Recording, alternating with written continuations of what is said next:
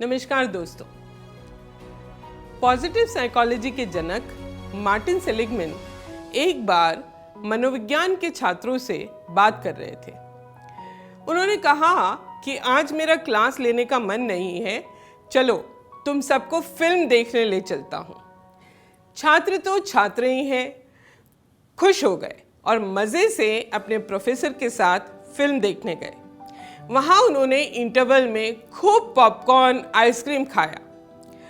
वापस कॉलेज लौटने के बाद सभी अत्यंत खुश नज़र आ रहे थे। डॉक्टर सेलिगमैन ने ऐसे में उन्हें एक सर्वे क्वेश्चनेयर दिया और उनकी खुशी को उसमें अंकित करवा कर रख लिया। कुछ दिनों बाद उन्होंने उन्हीं छात्रों से कहा, कल मैं तुम्हें एक ऐसी संस्था में ले जाऊंगा जहां बहुत से शारीरिक और मानसिक रूप से विकलांग बच्चे हैं। तुम चाहो तो उनके लिए खाने पीने की चीजें, कपड़े, खिलौने आदि ला सकते हो। अगले दिन उन छात्रों ने कई घंटे उस संस्था के बच्चों के साथ बिताए। उस दिन भी उन्हें बेहद अच्छा महसूस हुआ। वापस लौटने पर डॉक्टर सेलिगमैन ने फिर से उनसे क्वेश्चनर भरवाया और अपने पास रख लिया। इस घटना के 6 महीने बाद डॉक्टर सेलिगमैन ने छात्रों को दोनों क्वेश्चनर वापस दिए और पूछा, आज की तारीख में मूवी देखने में हुई खुशी कितनी बाकी है और विकलांग बच्चों के सेंटर पर बिताए गए दिन की खुशी कितनी बाकी है। छात्र मूवी देखने की बात लगभग भूल चुके थे और बच्चों के साथ बिताए गए क्षण उन्हें आज भी आत्मिक सुख प्रदान कर रहे थे। सेलिगमैन और उनके साथियों ने यह प्रमाणित किया कि जीवन का असली सुख लेने में नहीं अपितु देने में है। हम कितना ही खुद के लिए और खुद की इंद्रियों के लिए कर लें, जीभ के स्वाद के लिए अच्छा खा लें, कानों के लिए अच्छा सुन लें, आंखों के लिए सारा दिन मोबाइल पर एंटरटेनिंग रील्स देखते रहें, पर ये सारे सुख क्षणिक होते हैं। स्थायी आंतरिक सुख तो हमें एक सकारात्मक और सार्थक जीवन ही दे सकता है। कुछ बच्चे केवल अपने लिए ही सोचते हैं और किसी से अपना कुछ भी शेयर नहीं करने की आदत उनको होती है, पर ज़्यादातर बच्चे अपने दोस्तों के साथ अपनी क्लास नोट्स शेयर करते हैं। जो उन्हें नहीं आता वे दूसरों से पढ़ लेते हैं और जो उन्हें आता है वो पढ़ा भी देते हैं। वो दूसरों की कमजोरियों का मजाक नहीं उड़ाते, बल्कि उनकी हर संभव मदद करने की कोशिश करते हैं। मुझे तारे ज़मीन पर का वो बच्चा याद आता है जो पढ़ नहीं पाता था। उसका दोस्त जो खुद भी चलने के लिए क्रचेस इस्तेमाल करता था, उसकी मुश्किल समझता था और उसको प्रोत्साहित करने की कोशिश करता था।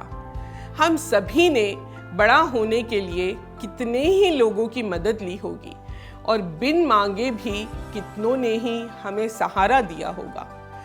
भूख प्यास की मूल ज़रूरतों के अलावा मनुष्य की ज़रूरत स्नेह, प्रेम और एक दूसरे की देखभाल की भी है। जब हम छोटे थे और अपनी मदद खुद नहीं कर सकते थे तो हमारे माता पिता और अन्य परिवार के सदस्यों ने हमारी देखभाल की। जब हम बड़े हुए तो पढ़ने लिखने और सक्षम बनने के लिए हमारे टीचर्स का हमने सहारा लिया और फिर एक समय आया जब हम में भी दूसरों की मदद करने का, उनकी देखभाल करने का भाव जागने लगा। हमें महसूस हुआ कि जब हम दूसरों की निर्मल निश्चल मन से सेवा करते हैं तो हमें बहुत सुख मिलता है।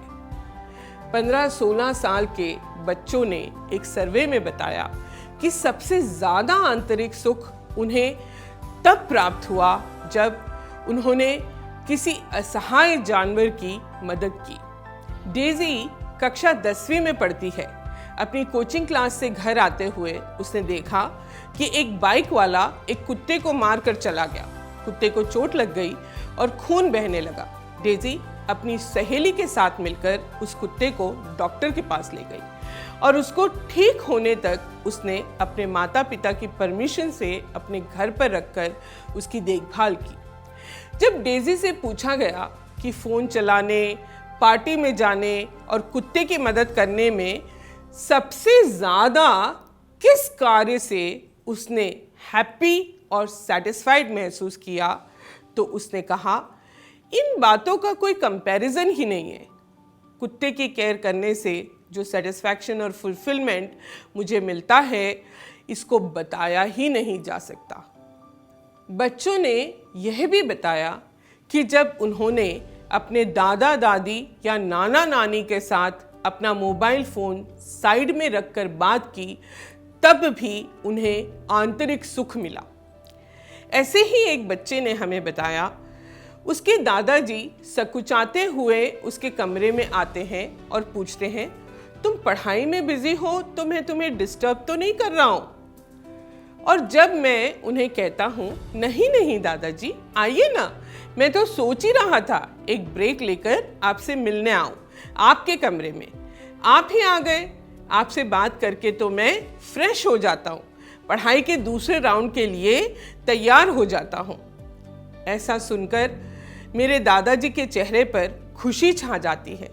इस खुशी को देखने से बढ़कर मेरे लिए और कोई खुशी नहीं। इसी तरह बच्चों ने हमें और भी कई चीजें बताई, जैसे कि जब वे छोटे मोटे कामों में अपने माता पिता की मदद कर देते हैं या अपने छोटे भाई बहनों की कोई डिफ़िकल्टी सॉल्व कर देते हैं या फिर अपने दोस्तों की पढ़ाई में मदद कर देते हैं, अपने घर में या स्कूल में लगे हुए पेड़ पौधों की देखभाल करते हैं, अपने दोस्तों की कोई परेशानी सुनते और समझते हैं और उन्हें हिम्मत बांध देते हैं, या फिर किसी अवसर पर जब उन्हें किसी असहाय या कमज़ोर की मदद करने का मौका मिल जाता है, या फिर एक सिंपल सी चीज़, अपनी फेवरेट डिश दूसरों के साथ शेयर भी कर लेते हैं, तो भी उन्हें आंतरिक सुख का अनुभव होता है।